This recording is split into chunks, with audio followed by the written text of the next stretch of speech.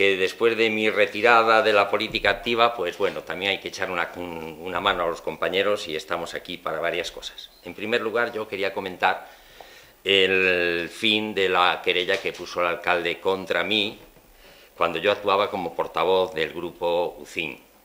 Afortunadamente, yo creo que esta sentencia, no solo para UCIN, sino para todos los partidos que están en minoría o en la oposición, como dan en llamar algunos, pues es una buena sentencia. ¿Por qué? Porque defiende la libertad de expresión y la libertad de crítica que tenemos los concejales en ejercicio de nuestra función frente a los poderes públicos. Y con permiso de ustedes voy a leer un párrafo final donde el tribunal, formado por 3 magistrados, unánimemente, pues deciden archivar el caso. Pero es importante, y creo que sería bonito, leer lo que dicen los magistrados, y dicen esto: debe además significarse que en los casos como el presente, en que colisionan el derecho a la libertad de expresión y el derecho al honor, protegido en el artículo 18 de la Constitución española, la doctrina constitucional ha mantenido que para la apreciación por los órganos judiciales de una posible conducta subsumible en unos tipos penales que protegen el honor de las personas, están obligados a efectuar un juicio ponderativo a la vista de las circunstancias que concurren en el caso que examinan, sobre si tal conducta encuentra protección en el derecho fundamental a la libertad de expresión.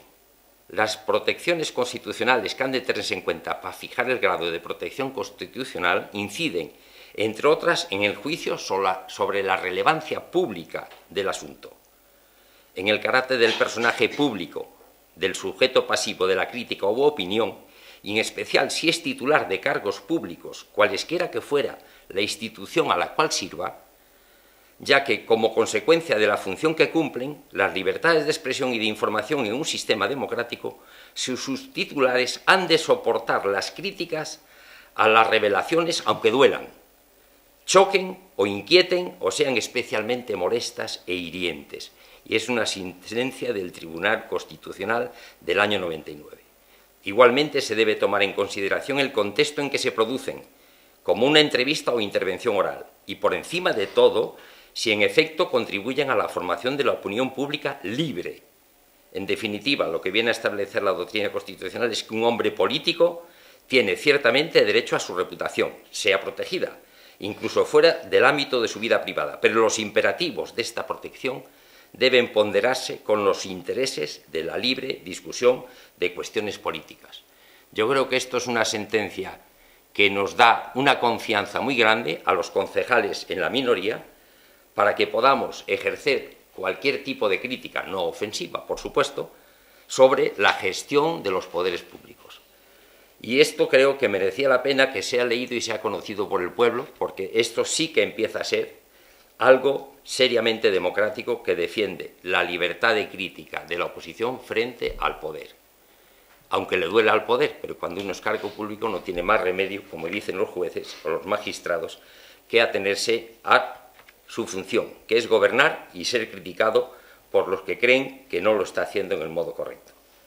Así pues, atención, la conclusión que expresa este acuerdo de la Sala de lo Penal dice: debía desestimar y desestima el recurso de apelación que se detalla en el primero de los hechos de esta resolución, confirmaron con ello a la recurrida a cuyo contenido ha de estarse.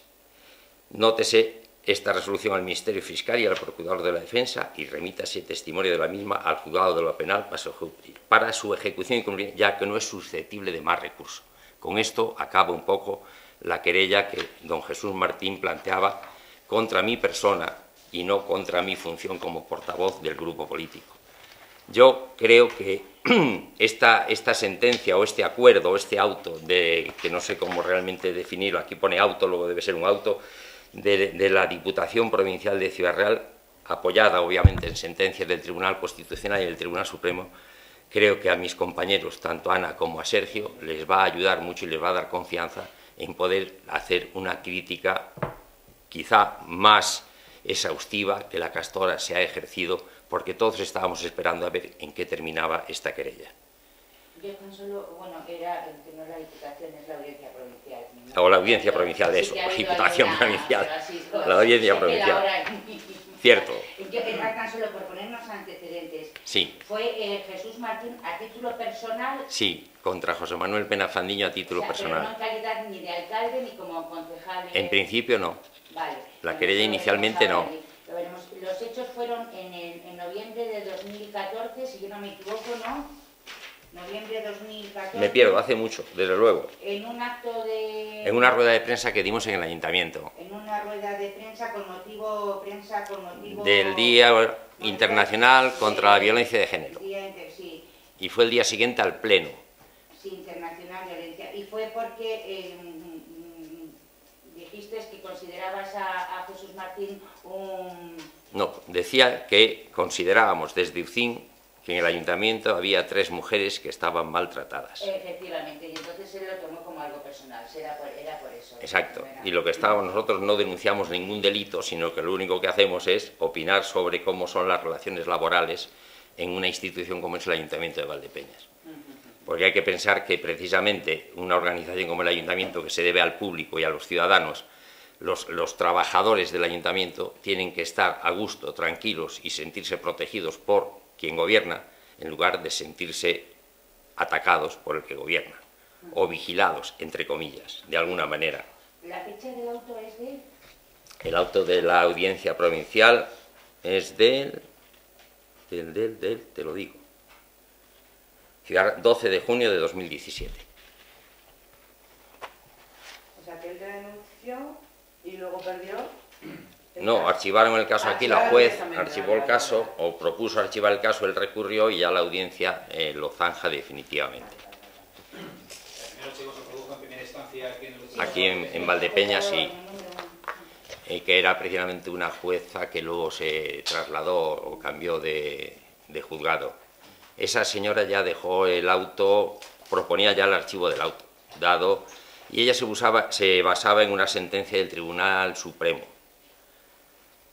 Entonces, del Tribunal Supremo de España, no ya del Supremo de Castilla-La Mancha, el Superior de Castilla-La Mancha, sino del Tribunal Supremo, en donde se hablaba precisamente de eso, de la defensa del criterio, de la capacidad de crítica, libertad de crítica entre los poderes públicos y los representantes del pueblo.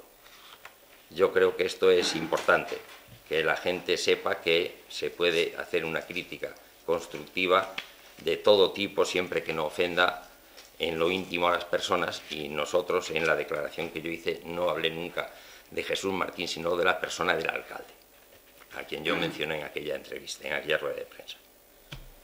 De esas 3 personas a las que te referías en aquel día y a las cuales puso en conocimiento de la Fiscalía Provincial del alcalde un posible hecho irregular, 2 de ellas tienen la petición formal de condena entre 2 y 4 años de cárcel. ¿Mantendrías hoy que eran personas maltratadas? Pues la verdad es que no lo sabía, que están sometidas a ese hecho. Yo estoy en total desacuerdo como representante de UCIN en este momento con el hecho, por ejemplo, de mi compañera de concejal, obviamente. Contra Litolda se hicieron comentarios muy duros, muy fuertes, que lo obligaron incluso, le crearon una situación personal que dañó incluso su relación familiar. Con la otra persona que hablábamos, afortunadamente ahora tiene un puesto de trabajo y no sé yo que esté condenada, no estoy hablando concretamente de una persona que estaba en el Departamento de Impuestos, no sé si te referías a esa persona. Y la tercera persona que yo me refería era una señora que era del Comité de Empresa por Comisiones Obreras, que puso en conocimiento de nosotros, de los que estábamos en la minoría de representativa, unos hechos relativos a facturas telefónicas. Yo siempre he defendido, desde UCIN hemos defendido siempre, que lo que se haga en el ayuntamiento es público, todo. Entonces, si eso se condena, estamos vulnerando el derecho a conocer del pueblo, y el pueblo es quien paga a los políticos. Entonces no se puede, eso es inadmisible en cualquier sistema democrático. Estamos viendo cómo en países tan duros como Estados Unidos dimite la gente por comentarios y por actos que en teoría serían confidenciales o reservados, pero son conocidos porque el pueblo paga a esos funcionarios para que hagan su trabajo y el pueblo tiene derecho a conocer. En este país no somos democráticos, seguimos en la época de Franco, continuamos bajo la época dictatorial. Y aquí ya manifiesto una opinión personal de José Manuel Pena. Tenemos un rey puesto por el dictador, que lo ha sucedido en la línea sucesoria que puso una ley en vigor, y yo no puedo negar nunca, nunca negaré que mi pensamiento es de república. O sea, yo no soy de la Segunda República, soy republicano como república gobernada por el pueblo. Entonces, no puedo admitir ni nunca admitiré que haya secretos en la función pública. Es imposible, porque el pueblo es quien paga y el pueblo tiene derecho a conocer. Es como el jefe de una empresa o el accionista de una empresa. En la empresa los accionistas tienen derecho a conocer todo lo que decisiones de la empresa. Aquí el pueblo tiene derecho a conocer todas las decisiones políticas que se toman en el ayuntamiento. Querámoslo asumir o no. Bueno, Ana quería decir algo, porque ahora al final estoy asumiendo yo toda la conferencia. Último pleno, y bueno, la valoración simplemente nos parece, tanto a Sergio como a mí, y creo que José Manuel lo va a compartir también, nos parece que el pleno es un protocolo absurdo, que falta el respeto a los compañeros concejales de los grupos de la oposición. Desde el momento que se publica en las redes sociales y en prensa noticias como a qué se va a destinar el dinero del superávit, cuando ni siquiera se ha presentado en comisión informativa. Esto nos parece poco respetuoso con los demás y nos demuestra que el pleno es un puro protocolo y que los concejales de la oposición realmente estamos ahí, pero no se cuenta con nosotros para nada. Se toman las decisiones y se publican sin ni siquiera consultarnos. Y cuando nosotros hacemos algún comentario o alguna propuesta, no se nos tiene en cuenta nunca para nada. Hemos hecho varias propuestas, bien desde el salón de plenos, bien por escrito, y algunas de ellas no se nos han ni siquiera respondido y en otras pues no se han considerado ni siquiera para su estudio.